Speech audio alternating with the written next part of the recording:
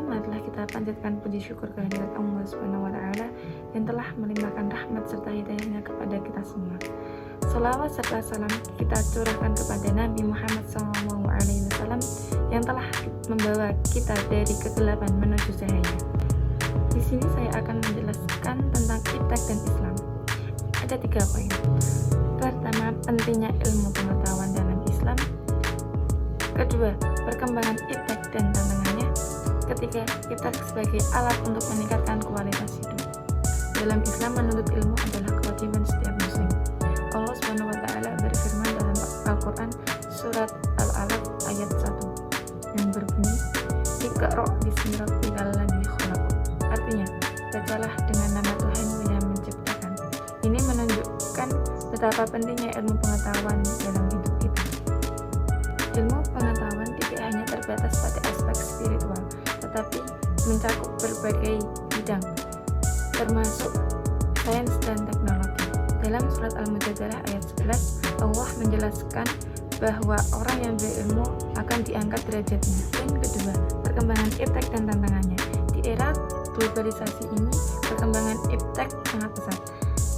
Teknologi informasi dan komunikasi telah mengubah cara kita berinteraksi dan mendapatkan informasi.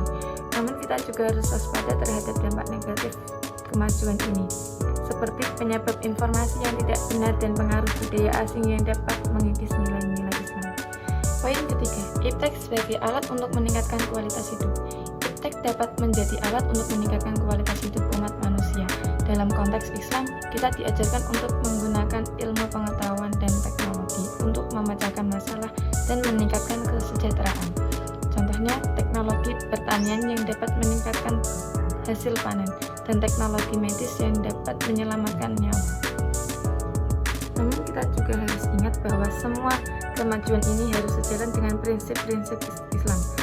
Kita harus memastikan bahwa teknologi yang kita gunakan tidak bertentangan dengan ajaran Islam dan tidak merugikan orang lain.